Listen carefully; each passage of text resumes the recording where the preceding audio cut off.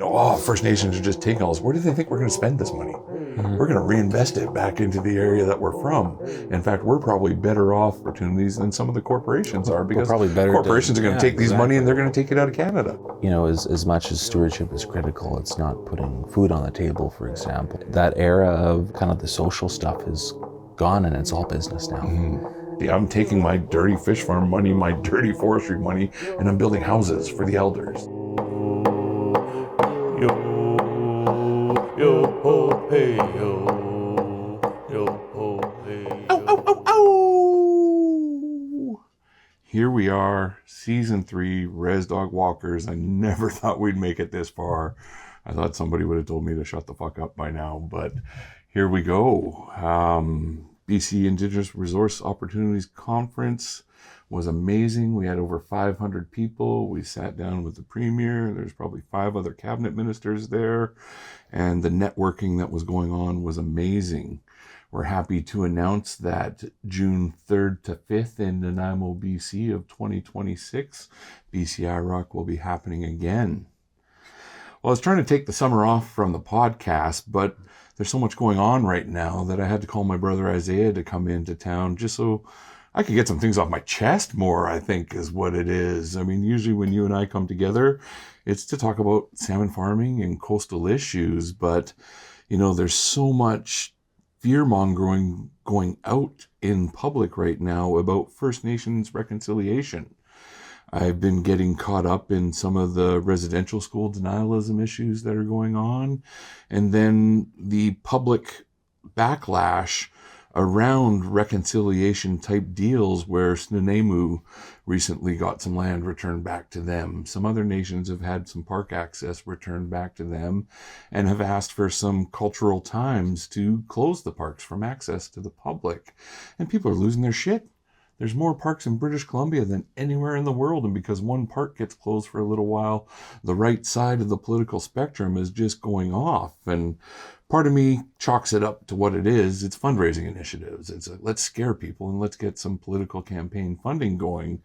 But the other part of me is it's such an important issue it's such important issues around reconciliation that someone's actually got to put some common sense to it. So I've asked my brother Isaiah to come in and just have a little chat with us, but how are you? I haven't seen you in a while. I noticed that you've gotten married over the last little bit. Give us, how are you? What's going on, bro? Thanks for having me. This will be an interesting... Yeah, usually you're remote when we do this. So this is the first time we're in the studio, so I appreciate this. And I've been great. It's been very busy. I got reelected on council again. Congratulations. Thank you. I got married. That was a great time. So it's been wonderful. It's been a great experience, and so you're a family man. Now, you've always been a family man. That's I've right. gotten to meet your brothers and sisters, and I'm obviously good friends with your dad. Yeah. Your dad made this beautiful necklace for me when he found out I was getting my chieftainship, and just sort of welcomed me to the club a little bit, so to say. Yeah. Well, even more so family man now, especially with my wife being Filipino. That's their culture. So similar to ours, right? Yes, very much so. I watched Joe Coy, the Filipino comedian, and his stuff just relates right to Native people 100%. so well. It's hilarious. So, unfortunately, some of the things I want to talk about aren't comedic. No. You and I both dabble in social media. I wouldn't say either of us are social media people. But, I dabble on Twitter once in a while. It's more just for a break from reality. Yeah. But the realities of what's going on social media has been really just bugging me a little bit lately. And, this residential school denialism just keeps popping up. Residential school, obviously a horrible part of Canada's history. We've all got family who've been involved in it. And I think that's one of the challenges is there's so many people who have no clue about what actually happened in residential schools. And there's those of us who are living with the legacies of it. Well, I think it's broader than that too. I think there's not enough knowledge about First Nations just in general. I think that's the crux of all these discussions. We're being slammed, like you're talking about parks, our rights itself, and the ability to have access. And so, but if you're going down to these certain issues, this one is a very sensitive and critical issue that there shouldn't be any debate about. It's really cut and dry at this point. And it's been through the system. It's actually a reality of history. I mean, these schools, we're not talking 200 years ago. The last residential schools closed in the early 80s. You know, I myself, if my parents didn't move to Vancouver, I would have had to go to St. Mike's. If I grew up in Alert Bay, I would have had to go to St. Mike's. Yeah. You know, my mom has 22 brothers and sisters. You know, my grandparents both had one marriage each, like among theirs, but I've got 22 blood auntie and uncles from my mom's side, and 17 of them went to residential school, and living with them and not helping, but just being there as they've relived some of the horrific tales. And don't get me wrong, there were some laughs because, you know, they had friends that they did goofy things with, and people make it sound like that little laughs and, you know, the 3 square meals a day that they got was supposed to be some sort of godsend. You know, people don't talk about the flagrant physical abuse, the flagrant sexual abuse, the mental abuse that happened in these areas. And when the 215 kids in Kamloops became a big media issue, it kind of reopened a lot of wounds. And I mean, the whole process has been handled horribly. It's just political opportunism across the board. But the reality of the issue is kids didn't make it home from residential school. Some did die. Some never made it anywhere outside of the residential schools. Some people came home. Some people got lost. I think of one of my aunts who ran away from one residential school, so they brought her to a further one when they got her again. And she ended up, I think, in St. Eugene's in Cranbrook. You know, so this is someone who comes from coastal Vancouver Island, ends up 800 miles away in Cranbrook because of the good of government and those sorts of things. But I thought, you know, going through the Harper era, we had the apology, you know, Justice Sinclair, who just recently passed away, went through the Truth and Reconciliation Commission. My uncle, Hereditary Chief Robert Joseph, Dr. Hereditary Chief Robert Joseph, is the head of Reconciliation Canada, where we started to turn some of these pages. But over the last couple federal and provincial elections, it's really resurfaced, and it's resurfaced hot. People are really taking one little aspect of something and they're doing such fear-mongering about it. And so I really wanted to sit down and have a discussion, because you and I deal a lot in resource management. I mean, you're deputy chief counsel of your community, so you deal on the social side as well. I don't, that's not my bailiwick yet. While I'm acting chief of my nation, you know, the other counselors and my staff deal with the social side. But, you know, we have a fairly conservative following over the years, you know, resource development and all the different things we've been working on. And as I've been getting a little bit more vocal in the issue in social media, I've had some good friends text me and say, can you just break this down for me and tell me why it matters and why there's so much animosity on both sides of the table around this? So I thought we'd sit down and just have a little bit of a discussion. I mean, it's never something you want to talk about, but it needs to be talked about. You know, the realities are so fresh still. Yeah, well, I think there's so many similarities between both sides of political spectrums, not wanting to accept rights and titles in certain aspects or certain perspectives because it then compromises their values. And for example, just on this, you know, you talk about parks or whatever that may be, you know, like you referred to, there's so many parks, and simply shutting one down to ensure that members are able to do their harvesting rights, it's not a crazy ask at this point, right? Like, and so, you know, some of these things, it does affect their values. And so that's what you're getting at, is that there is fear-mongering. You know, it becomes very complicated, but it really is, what I'm seeing is, and what I've always said is, education is a really big piece, and having some candid reality. And you know, I was able to be mentored by Ben Robinson for my first couple of years within the Development Corporation. And, you know, and obviously I actually lived with Percy Starr for a year too. So I've been able to be with elders that have been able to experience this and the different perspectives. And I would say not a lot of them are very forthright, because these things are traumatizing. Definitely. You know, nowhere else. Yeah, there's so many similarities across the world when it comes to this very thing too. You know, well, it's very colonial. Very, very much so. There's always been a goal to remove the Indian from the child, and that was our first prime minister's goal in the end. But Ben Robinson said the one thing he always remembered was he always was hungry. And to me, that really hits the chord to just, you know, the food they got was just awful. And just watching how these children were treated and how they couldn't speak their language, and but there was, there was always some glimpse of hope for some of them, because there was the older generation that was there to kind of support them through these, as they're trying to grow through that system too. So it was really interesting, and there's lots of stories of, like, I'm blessed, if anything, on my dad's side. He never went to residential school. Oh.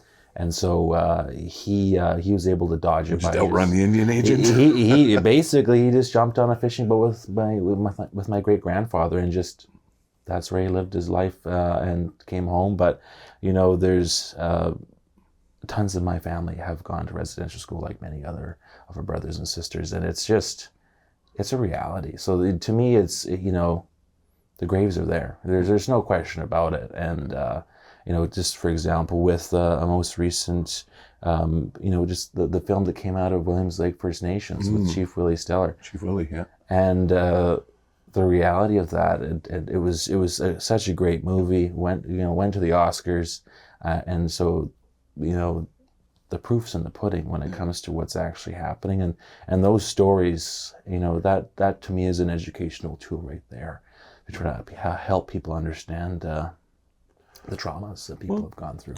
And the interesting, I don't even know the words to use around this. I mean, I'm not, me, I'm not usually afraid to talk about much, because I have so much respect for my aunties and the people that came before me that had to deal with this. I don't want to trivialize the issue by any means, but, talking to, people who've been through it, it's not about blaming people. It's about respecting and understanding what actually happened, so we can respectfully turn the page. That was the whole point of the Truth and Reconciliation Commission, the 94 recommendations that came down from, I think it was a 4-year study or whatever it was, and we started implementing them. You and I cite, those 94 recommendations from time to time in resource development, in protection, in sustainability. And so it's really about turning that page and honoring the past and understanding it, respecting it. The problem is we look to the south, and we see the extremist side of politics down there, and we see it slowly encroaching into our country, into our province, and those are the people that are drudging these falsehoods up of what they think is just not reality. And so, to me, the story's over already about this. Like you're saying, it's there. And so, just completely, and these are the same people that are talking about denialism of reconciliation, or saying reconciliation is just this business machine to make people rich, when the reality is reconciliation or treaty or anything like that, it's a commitment also. It's a 20-year discussion. It's, there's a reason why it takes so long, because we have our own sovereignty, right? It's not. That's been acknowledged by the federal courts. Like, it's not something it's been acknowledged by the actual system that was put in place, saying this was wrong and these rights and titles exist. And for me, it's sort of, I try not to get too. Well, I'm always worried about it, but I try to do what's in front of me. I'm one of those guys who's pretty task-oriented. Okay, protect the Great Barrier Rainforest. Let's work and do that. Let's do the efforts that it takes. Let's make sure that First Nations rights and title are respected. And we've done that over the last 15 years. We've really done a lot of work to raise that bar. But now it feels like it's kind of sliding back a little bit, because there's always a next step to be made. But if we keep having to refocus on these things that we thought we've dealt with, it's really hard to figure out how you go forward. And I get to a point every once in a while where I'm like, okay, why am I trying to do it right? Why am I taking workers' rights into consideration? I bought a TFL, as you know, we talked about last episode. I got a strike in it right now. I'm trying to go through it as properly as we can, because the region's important. I don't want people unemployed in the region. I don't want people to have to go through what our people are going through. I want to make sure that every decision that we make is in the best interests of the region. We want to build an economy. The funny thing about this, First Nations are just taking all this. Where do they think we're going to spend this money? We're going to reinvest it back into the area that we're from. In fact, we're probably better off, receiving these opportunities and negotiating these opportunities than some of the corporations are, because corporations are going to take these money and they're going to take it out of Canada. 100%. And we're probably the better ones to actually implement these things. You look at, for example, City of Vancouver, MST, the amount of opportunity that they're going to be creating for Vancouver rights, it's crazy. Pre-Olympics, barely any. Yeah. I mean, they had some leases and they Yeah. did some things, but once the Olympics, they are so good at leveraging that opportunity. But their people went to residential school too. Like, that's what people forget. This was the reality Well, until just, 1-2 generations ago. we talk about opportunity and how, the problem with this is there's so many problems on different fronts when it comes to Indigenous, and I think we're very lucky that there are people scattered throughout all these files that are really passionate. Like you and I are really, looking out for the coast and the Great Bear Sea and the Great Bear Rainforest. But, this challenge with residential school, sugarcane was a big, to me, I thought it was going to be something that was going to be very influential to hopefully curtail some of these, some of these discussions. Yeah. Because it was raw. It was reality. And, sugarcane had me feeling feelings I hadn't felt since I watched Rabbit Proof Rents when Australian Aborigines went through the same colonial. It's amazing how we can use the word of God. And I don't get too religious. I try not to. I respect everybody's beliefs, what they need to believe in, and whatever makes their heart feel the way it needs to. I totally respect that and want to make sure people are comfortable to do that. I don't want to, deflect that from anywhere. But it's amazing how we can do something in the name of the church and how atrocious it can be, and it's just okay because it's on behalf of the church. I think going back to the Crusades even. Like, it's just where do you draw a line? And where do you just say, okay, there's a lot of weird things that happen. There's a lot of strange things, and hopefully society's learned as we went. But some of the crap that I've been seeing recently where they're like, wow, there's so many missing, murdered Indigenous girls and women out there, but they were killed by Native people, so we shouldn't have to worry about it. The fact is that children and women are in despair. They're not safe. yeah. And it doesn't matter who made that happen. The fact is it needs to be fixed. Yeah. And I get in a little bit of trouble in our circles because, I try to raise the accountability of our people a little bit. Everybody has some things they could do better in reconciliation. And I really try to raise that bar on how, the nations I work with approach reconciliation through respect and opportunities. But just having people say, that doesn't matter because they're killed by one of their own people is just like, holy shit. Why are we still doing this? Let's just go to court, have it out, and lock everything down then. And that's just flippant, and that's just kind of a venting sort of mechanism because I know I'm going to sit down at the next planning table. But hopefully a discussion like the one we're having today is going to lead to some of these people who aren't quite sure just asking a question or looking something up on the internet or looking at the 94 calls to action from the Truth and Reconciliation Commission. So it's just it's not often I'm uncomfortable, but it's just getting to this point where people have to start having some realistic discussions. And that seems to be a common foundation of all the issues that you and I have dealt with over the last, half a dozen years as we've been working together on a number of different fronts. There just really is a practical education process that has to be undertaken. And we have to have the ability and gumption to see that through, even though it's really hard. I mean, social media is one thing. I mean, that's Twitter and you can turn that off. It doesn't matter. But the actual realities of racism that are creeping back up into society today, immigration's adding to that. People are getting so frustrated because of the immigration process that's going in place.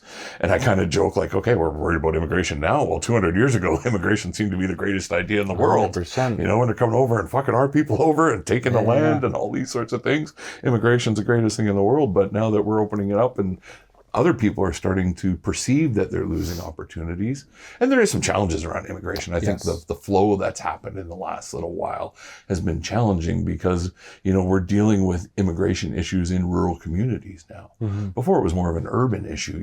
People got flown to Vancouver or Toronto or Montreal. Montreal's got huge immigration. I mean, the multiculturalism in Montreal and Toronto is because of immigration. And so there's some good sides to it that's important to it. But I think just because of some of the challenges in other parts of the world, it's just really getting people angry. And then every little thing that they see being perceived as taking something away from them is adding to their concern around reconciliation. So how do we fix it? Education? Is that as simple as that? I've been able to work on lots of projects and it's really, to me, it's about the youth. Just getting to the core and just, you have to be honest about the history of our country. I remember, I think I'm talking younger years, but in my high school, we were never taught about Indigenous people and the reality of what happened, and it was all about. I learned about the Sioux and the Iroquois. Yeah, and I'm just like, okay, yeah, but I think to me that's one of the massive gaps that need to be filled, and people really need to have an understanding that, these aren't fictional stories. This is the foundation of what Canada was built on the backs of our ancestors, and on treaties that were never followed through on, and it's just all these, there's a reason why we're going through these struggles, and it's because people don't recognize the history that's there, and that's really the critical part that needs to be understood at this point. Well, I'm glad you brought up the youth, because I've got 3 daughters now, and they're 6, 9, and 12. But they're very proud to be Indigenous. I mean, they're the lightest skinned kids on the res. I'm not sure why the pigment issues are like that in my family. Both my mom and dad are full blooded, and I'm fairly light skinned, and my kids are just like me. But they're so proud to be Indigenous. And we got food fish last week. And to see my daughters working with their aunt and their grandfather and their grandmother, and just preparing fish and doing something that their great-great-grandmothers did, just really kind of made me realize that we had to have this discussion today, because the youth, making sure that they're proud and safe is the most important thing. But one of the things I've also said to our people is saying, how we protect our girls? By making better boys. I think that's one of the other things that we've been talking about. I talked with Chief John Jack. He's a family man himself, and he sort of realized that the best way we can protect our girls is by raising better boys.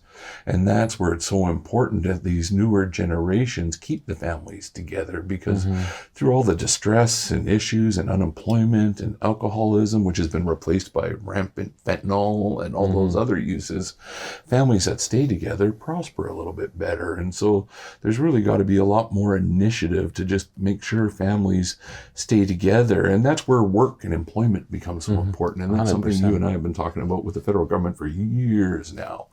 It's like the salmon farming issue. I told people this episode wasn't going to be, but I'm going to use it as the example. Those 700 full-time jobs, they get lost. Those families start to break apart. The reality is eventually they break apart because there are no other options. And that's when substance abuse starts to rear its head and those sorts of things. And so the fact that we're taking these resource development discussions, we're creating good jobs, but we're taking this revenue that everybody thinks we're just stealing and bankrolling somewhere. We're investing in treatment centers. We're investing in youth centers. We're investing in elders care, because the federal government isn't able to meet our needs at that level. Well, you look at First Nations that are doing a phenomenal job. At least, that are at the front stage. We look at LNG, or Cedar LNG with Ellis and Crystal. And they just saw that through. They dug in and stayed determined. To me, it's a solid example of the success and the realities of trying to help their nation get to a point of prosperity. And to me, that's the perfect example of what true economic development and true reconciliation is in the end. People aren't happy, but that's such as life. You can't please everyone when it comes down to these things. But also people that aren't happy should also do their homework. Science changes, things change, and similar to what we're discussing in the main topic about residential school. Do your homework, have some real understanding. There's no secret MO here, right? That's one of the things that scares me about AI and Grok and all these different things is, before we used to use encyclopedias to learn. Yeah. If you wanted to do research, you actually read written text. Then the internet became popular and you Googled things. And usually when you Google things, there's a certain amount of fact to it. But there's so much crap out there now that it's hard to actually find what is real and what isn't. Disseminate and so that's where I think we got to do a better job of just making clear places for information to flow and that education to sort of happen. And that's what scares me about most of the people that I've been arguing with do all their research from Twitter. or Instagram or whatever the hell it's called, these different things. I'm making myself sound like I'm 70 years old, but that's just where we need to do a better job, and we need to work with government on that. Government really needs to be held accountable to continue to make sure that we are making sure the information that flows is accurate and up to date and has all the issues that need to be there, so people can start to access it themselves and develop their own opinions. I'm not saying everybody needs to, salute the flag when we talk about reconciliation, but people need to understand what it's about. Yeah. It's not some sort of goal to take over the country, or these just the thoughts of the parks, for example, you discussed. There's a reason behind it. Parks is an interesting one because it's just flipped right over. When I first started my career in the mid-90s, we hated every park around because we were alienated from them. No parks before 2007 were done with any First Nations interjections, with any consultation, with any of those sorts of things. All the existing parks were just created. Yeah. And they actually impacted our Aboriginal rights and title. It sounds cliche, but every one of us has an aunt or an uncle who was harassed for berry picking in a park that they had probably picked for generations. Well, Stanley Park is a very good example, right? And that's the mecca here. And right? that was the very first. Can you imagine if Squamish just said, "Fuck it, we're closing it"? Yeah, well, I think that was the very first park in Canada, if I recall correctly, and that was a village site. I'll have to talk to. I'm having Chief Ian Campbell on in a couple of weeks, and so we'll have to ask him about Stanley Park and just how they view it and how they deal with the actual realities. Okay, this was taken from us, but now they're trying to integrate them back into it. I mean, the park board's there and all those other things, but the protection stuff and the park stuff is interesting because, like I said, we were against all of them because we had nothing to do with the creation of them. But then through the Great Bear Rainforest and other things, we created conservancies. And one of the challenges was we agreed with the environmentalists that some of these areas had to be protected and conserved, but they couldn't be alienated from our communities. And the Park Act couldn't do that.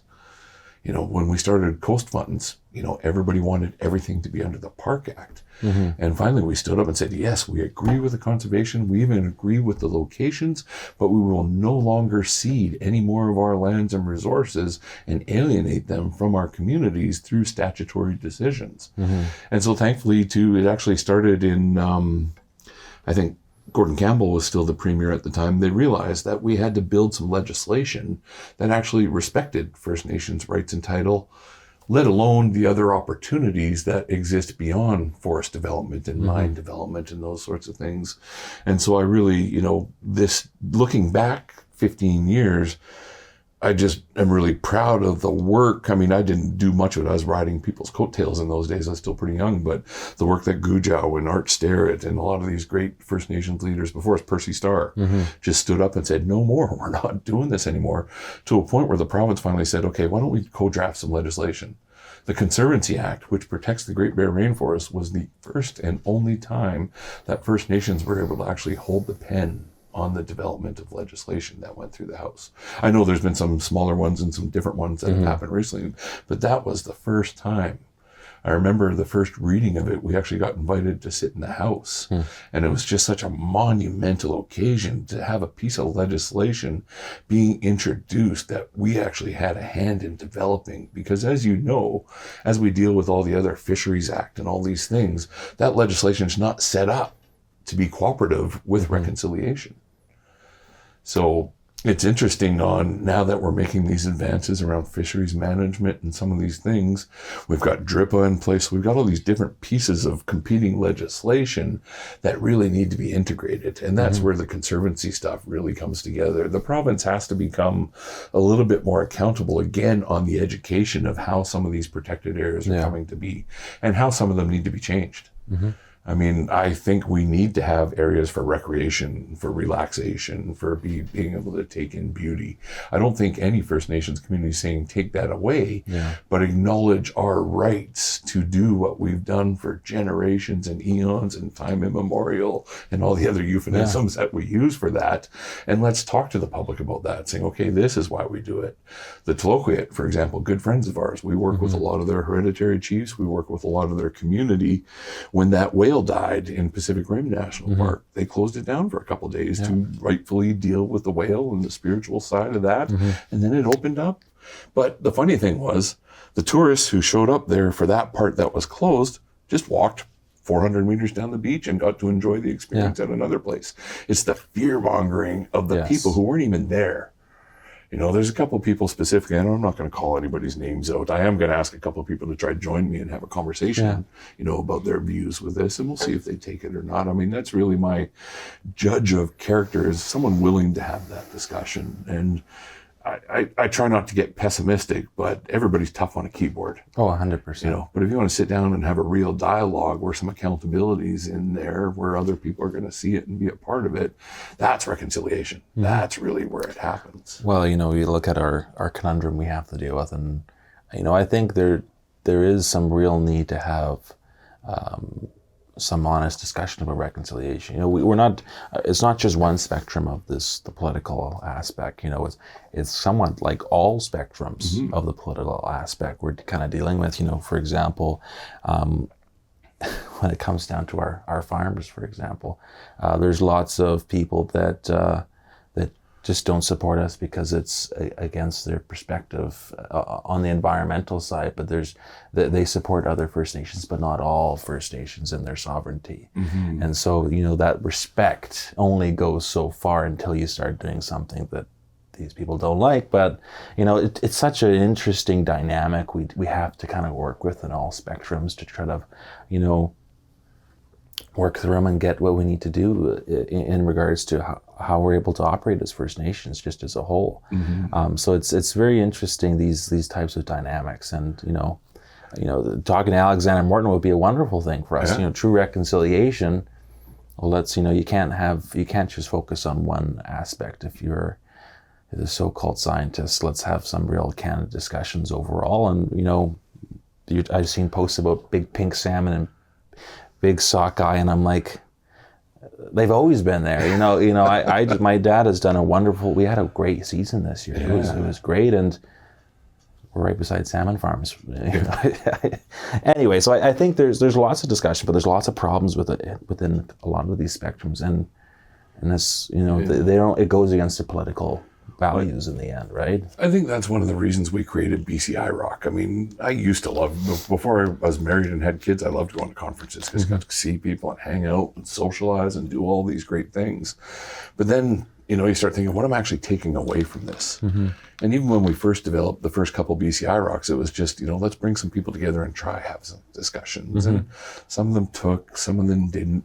But over the years, we've developed that following. Like I said, we had over 500 registered people in the last one, but people had real dialogues. We actually had real discussions about not just what it takes to develop a resource, what it takes to build a relationship. And I'm almost thinking out loud right now that, you know, maybe we should have someone from Reconciliation Canada come to the next BCI Rock and really just do a panel on that. Like, you know, you have to be able to take the challenging with the good. You can't just come and learn how to develop resources with First Nations. You have to understand the processes that we're going through. And the reality is residential school is still a live issue in our communities because we're still dealing with the impacts. Well, you look at it, this is one of the major things, but, you know, West Coast, for example, you know, all our ancestors, the banning of the potlatch, you know, that's not a falsehood. That's a reality, you know, and it's all these things have slowly encroached and have created social issues for our communities. Banning of the potlatch, you know, we weren't able to participate in our culture, you know, that we had residential school for 150 years or so, and that reduced our language, and it just, you know, these things have, always the end goal was to remove the Indian from the child. And, there is, you even look at status too. That's a whole other kettle of fish itself. But, there's lots of these little dynamics that people don't really understand, the complexities. I'm glad you brought that up, because if a Native woman married a non-Native guy, she lost her status. But a non-Native woman married a Native guy, she gained status. That's right. Like, there's all those little just quippy things out there that people don't realize that are still realities that we deal with every day. And as you talk about the potlatch, it's interesting because, every society, the bloodlines get watered down a little bit, or else we'd all be inbred, right? You always bring in other people into the community to avoid those sorts of, scientific issues that come with that. Yeah, of course. And it's interesting to see our culture adapt, because everybody thinks, we're trying to say it's perfect, do it the Indian way because that's the way it has to be. We're not saying that. We're saying respect that some really horrible things happened, and it's made us adapt our culture. And the potlatch band's a great example of that, because we still kept potlatching, some of us. My family was, my great uncle used to decide to have potlatches on short notice during the bad weather season. So the RCMP couldn't go out there to the remote communities where they had them, and different things like that. So we always found different ways to adapt. And that's why I don't know if I'm waiting for it to happen in this discussion, but how do we adapt to where we are now to where we need to be? And education obviously is fundamental in that, but we just need to do it better now, because education's not the same as it was. Like, before, you read a book and you did something. Now people want to argue about what books are people reading now? What books are we using to justify a decision or a teaching tool, and different things like that? Well, respect, I think people just need to start respecting each other more. Definitely. And respecting Uncle Bob Joe says it, just love each other. Yeah, Start there. Love one another is something of my native violent. Yeah. And I think that's, we all have our differences. And I think, we talk about our industry perspectives, and some people don't really like us, and in our perspective. Well, they like you. I don't know about that. But I think, the spectrum is so wide, and, people are doing their own economic things that we don't entirely question either, and we respect their way that they're trying to do their business. And so it really comes down to respecting one another and listening. And you may not agree, but the facts are all there. And how can we move forward in society if we keep getting caught up in these things that have already been dealt with? And to me, that's the big thing. We're dealing in, the average person doesn't understand the struggles and social issues that what councils or what administrations have to do to support their people. And it's not a walk on. It's not like an average person has to deal with a mayor and council, and they don't even deal with the mayor and council, right? That's not even their with the city manager, different levels of it, right? But for us, it's like, oh, someone drinking and driving. Okay, well, I have to go pull them over. These things are so complex, and we really don't need to be reverting back to these problems that, like you said, we've gone through these things already the last 15 to 10 years that have been proven. And so it just doesn't make sense for these discussions to be. Everybody needs to be a little bit more accountable on our side of the table as well. It's funny, people always like, wow, so-and-so nation embezzled so many dollars. Well, I can name 3 city councils that have done the exact same. It's human nature. Yeah. But we compare each other's to these stereotypes, and, I really hate it when our people do stereotypical shit. 100%. It really bugs me. Unless it's me, then it's ironic art. That's what I kind of, every once in a while I'll slip and do something that's a little stereotypical, and I'm like, oh, it's just being ironic. But I think, the accountability across the board has to get a little bit better and a little bit stronger. We're seeing that. Yeah. We're seeing that. I think, some communities, and you and I have talked about this half a dozen times, probably twice on the podcast, just about the integration of hereditary leadership with elected leadership.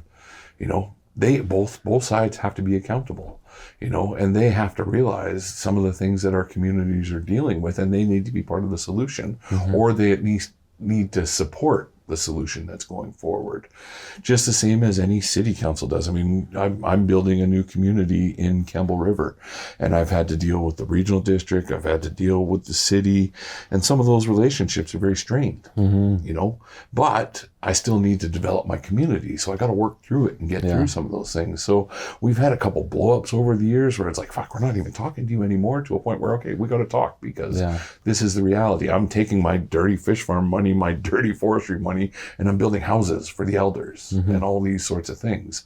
So we need to, you know, just figure out how to get past some of these fundamental questions that are dealing with without ignoring them. I think that's really what the challenge is, okay, how can we do more to further the knowledge on some of these past colonial issues and policies, but still keep a forward mind thinking on how do we develop these opportunities properly, jointly, so it does benefit the regions and the communities. I think of the amount of natural resources that have been stripped away just from the coast. I don't know enough about mines and interior forestry and things like that, but I just think about the stuff that I know about, how much has been harvested. That money hasn't ended up in my community. It hasn't ended up in the city of Campbell River. It hasn't ended up in the city of Courtenay. It goes to provincial coffers for systems, healthcare, education, and all those sorts of things. So I think people need to really understand what the system is, where the flaws are, and how do we fix that. And I think as our people become more integrated into decision-making systems. We have First Nations people running for city council. You know, eventually we're going to have a First Nations mayor in one of these cities and towns. It's just a reality of the situation. Eventually we are. And we have to just look at, okay, how do we each deal with our own backyard? I know I oversimplify things when I say if we all look after our own backyard, the rest is going to work out okay. But that's really where it starts, is how do I fix this area that I have some accountability to? And if it works, how do I talk to my neighbors about what worked for us?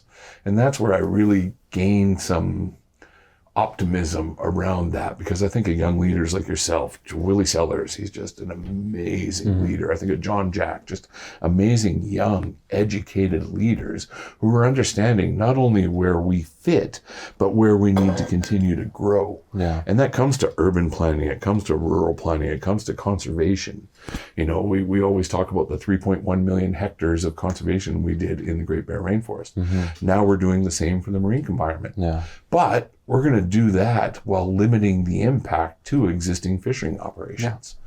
But everybody gets so scared about these things that they just, nope, I'm going to lose my job if you do that. And so we're really doing a lot of work at the resource side that I think we need to do a better job of saying, you know what, we still deal with residential school, but we're able to put it in a place where we can continue to discuss it while we continue having these other discussions. And just having the start of this episode has actually cleared my heart a little bit, because I was pretty close to saying, you know what? I don't want to have these hard discussions anymore, because there is a cop-out. I can go to court, or we can just shut things down and go to civil disobedience. But that's so much energy spent and no results coming from it. And we're a results-based world now, bro. You know, you live in a community that's very isolated. You probably need to build 50 houses. You know, how are you going to do that? The feds with a $9 billion or $90 billion deficit aren't going to be able to give you the dollars that you need, even though they're fiduciary responsible for the IRs in that area. So you're looking at own source revenue. I know you guys have been talking about another couple projects. I know you're building a store right now to help with food security issues. So, you know, when is enough enough? Like, you can't stop these projects. You can't just say, okay, well, I'm not going to build houses till everybody agrees residential school was a reality. And so I think that's where we just need to keep changing this dialogue. And it's going to be up to, you know, leaders who are developing resources to be able to remind people of why we're doing it, because of the systematic failures that have been put in place. And then when it comes to the conservation side of these things, we still need to conserve. I'm still a big believer. As much as I deal with salmon farms, I deal with forestry, I'm looking at natural gas, I'm looking at lots of opportunities to bring employment and things to my community that we don't have. I'm a big believer in 30 by 30. I know that Mother Earth can regenerate itself if it's given the opportunity, because we've been here for 14,000 years. I mean, that's some of the rhetoric that's coming out. It's like, well, you guys are just immigrants too. I was like, yeah, 14,000 years ago, though. There's a little bit of a difference between 10, 50, 100, and 14,000. Yeah, of course. Yeah, it's such a interesting, it's an interesting time. I think there's so many things that are trying to be juggled around right now. You know, just looking at more issues we're dealing with. You know, we're talking about the budget, and a lot of the work that we are needing to do to get to where we need to go is we're not able to do it just to the full extent right now because of these financial constraints. But you know, there's still work has to be done, and I think there's still more dialogue to come. And I think, as much as there is fear-mongering regarding some certain bills that the Prime Minister has passed, I think we have to look at that there's a reality there. I think there is, we have to look forward into what actually could be attained for how we're able to solve some of these social issues, become independent, and to be able to manage our own economy properly. You know, it's so, for some people to understand just one little community on the Central Coast to have a $3 million economy, it's not normal in that sense for a First Nations community. But you know, to me, that's not enough. We need more opportunity.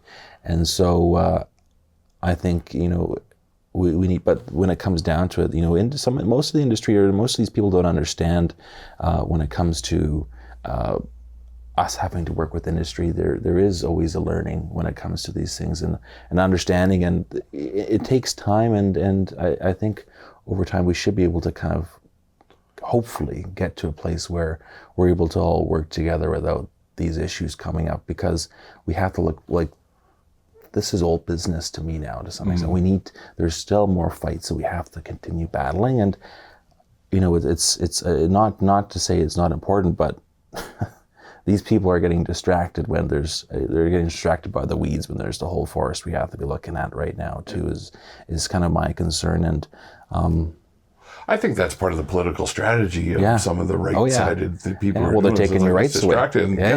Hey, look, we're pissed him off. He's not going to be developing any resources that we want to develop if he's pissed off at us about residential school. Yeah, exactly. But I'm glad you brought up the federal government and Bill C-5. You know, specifically, I know it's created a lot of discussion across Canada from First Nations. You know, the First Nations who have found potential opportunity into it are probably in the minority right now just because of the concerns. But it's similar to Bill 14 and 15 in the province in the Land Act. You know, we've had a lot of discussions about that. And, you know, you were there at IROC. I talked to Premier Eby for 20, 25 minutes on the stage in front of the crowd. And he made it very clear that, you know, they're not going to enact this legislation without the support of the First Nations in the project, that identified area that it's going to be. So this is enabling legislation to a certain extent. And I get the fear around it. I do understand that. 100%. But if we're accountable and do what we need to do, it's not going to be a danger to us. If we make sure we protect our rights and title and negotiate our space into these opportunities, it's not a threat. It's actually an opportunity. And that's a big flip, because it's so much easier to be on the negative side. It's so much easier to say, you know what, that's going to be detrimental to us, because we do the same thing that the far right does. We're like, nope, that's going to kill us and we're all going to be dead. It's like, well, that's not the truth. The truth is we're going to have a couple tough discussions that we might not be wanting to have, or we might not be prepared to have. And that's where I want to see things change. I want to make sure that First Nations communities have the capacity and wherewithal to have the discussions that they need to have. And that comes from developing resources to protecting resources. I have relationships with philanthropic communities that help me on the conservation side. They'll help us pay for guardian programs. They'll help us build investments, coast funds, $335 million through the Great Bear PFP. A lot of that was independent philanthropics that came in. But at the same time, that hasn't built one house. It hasn't built one elder center. It hasn't revitalized our language. It's helped. It's given us some more tools to do it. Well, and to me, that's one of the really big things I like to highlight. You know, as much as stewardship is critical, it's not putting food on the table, for example, or in a sense of what an economic value is needs to be really built into these perspectives. And I've always said it, and you know this. There's a balance required. Definitely. And obviously, there's jobs that come from these stewardship opportunities, but we need an economy, right? And an economy is multifaceted, and there's different things to create that balance. And I think it's we're in such a unique time, and I think the problem is there's other external issues we're having that our leaders are being distracted by right now, Definitely. which are very critical. But I think we're going to be in some unique experiences when it comes to how we're going to be able to work through them and kind of work with what we have. And you know, for example, there's been some discussions about new LNG opportunities, and you know, there's lots of fear-mongering about that right now. And so it'll be interesting to see how these things kind of play out. But the proof is in the pudding when you're looking at the last couple of elections, both provincial and federally. The Canada has spoken. You know, they want they want jobs, they want an economy, and that era of the former Prime Minister of kind of the social stuff is gone, and it's all business now. And I think that's what we need, and also puts us in a bit of a bind. But I think it's time for us to be a bit more creative, and that's what we have to do, and that's what our forefathers have done. You know, you look at how we got to have to deal with some of these banning of the potlatch discussions. And, you know, that always started with native fishing associations and used as a bit of a stepping stone, right? Yeah. And so there's always opportunity for us. It's just how we kind of settle down and pull ourselves together and look forward. But we can't become complacent. I think that's something that I know it's happened to me a little bit. It's kind of, you get to the plateau and you're like, okay, I'm done. And then you realize, shit, I haven't built a house yet. I haven't created a new opportunity for the next generation yet. So you put the backpack off on one and you just start walking down. You just keep blazing the trail, right?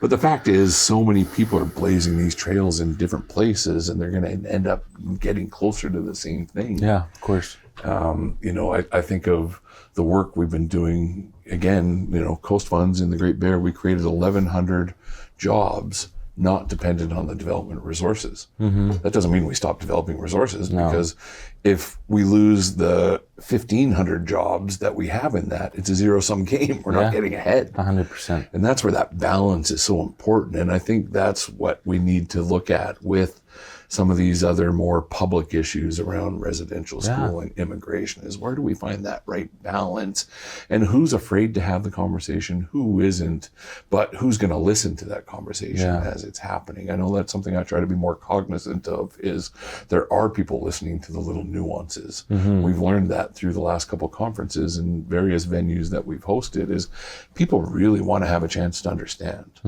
You know, in the old days, we just shared nothing, because every time we shared something, it got used against us. And so we really clammed up and we didn't share. And it was through spatial planning where we were able to sit down and say, okay, this is why this area is important to us. This watershed here fed us during this time of year. This watershed here fed us during this time of year. And if we did something to here, we were going to over harvest there. So we had to make that balance, and we had to find these areas and these rotation systems and things like that. You know, people talk about, wow, you've been here for 14,000 years, but you never invented the wheel. Well, we didn't need the fucking wheel. You know, we invented fish weirs. We invented languages. You know, there's so many different languages. We had slaves just like other people did. I mean, that's the entertaining part. But one of the ironic things about some of the slavery stuff is some of those slaves who got taken to different communities were able to keep culture going in some of those things. Like I think of Schnook, you know, the trade language that was used.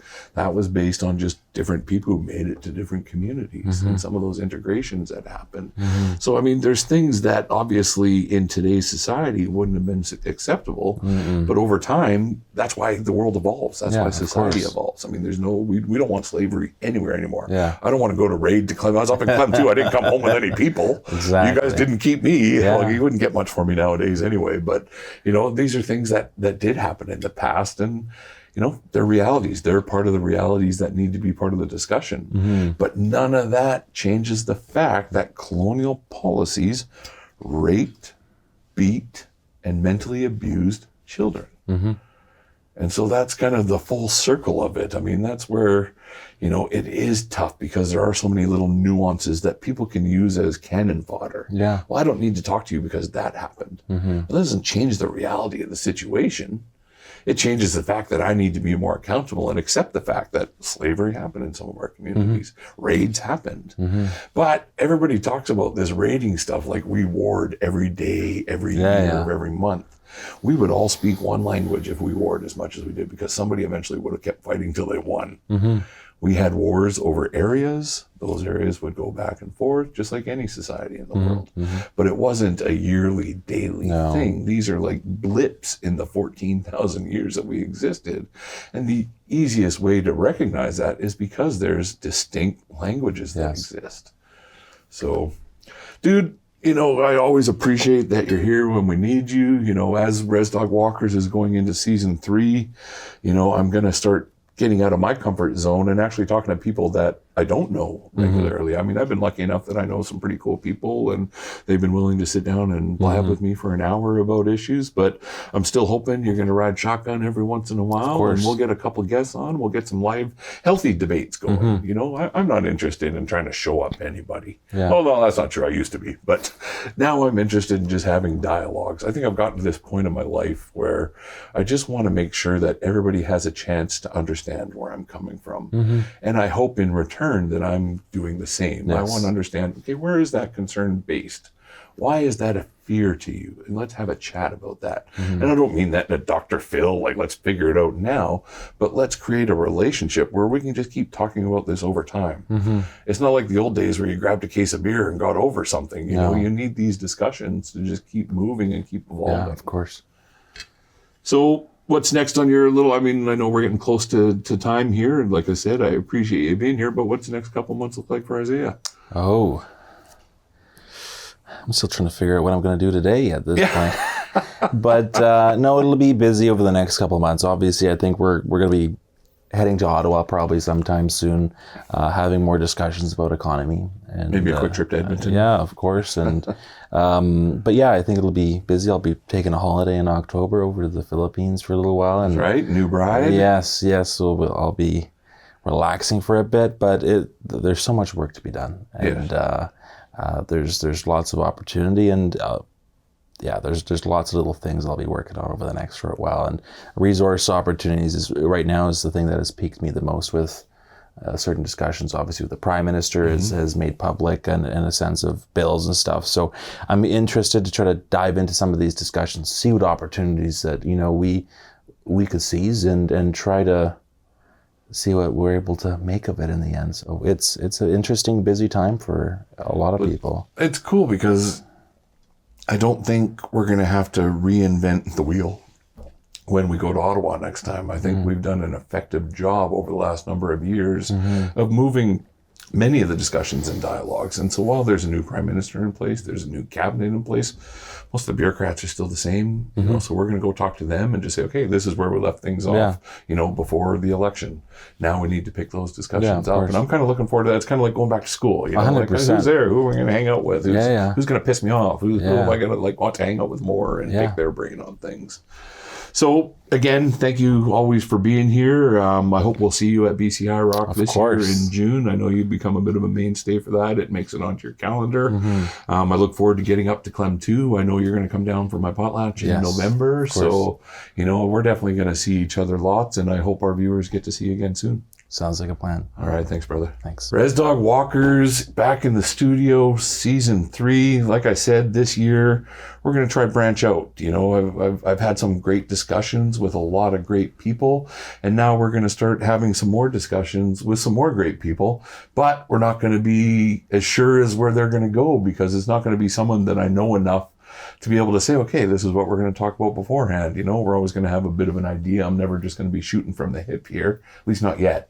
now that we got some of our own audio visual equipment, I might be doing a couple lone wolf, Rez Dog episodes. But really appreciate the following that we've gotten over the last couple months. I know, as I go to do other podcasts, people have been saying, hey, we're really enjoying your podcast, and we're looking at some crossover episodes with a few of the other existing podcasts. Hopefully I'll get another reservation at Hotel Pacifico if you're listening, Mike McDonald. But thank you all for being here, and we will be having a couple more episodes coming out soon about other current issues that are affecting First Nations people in society.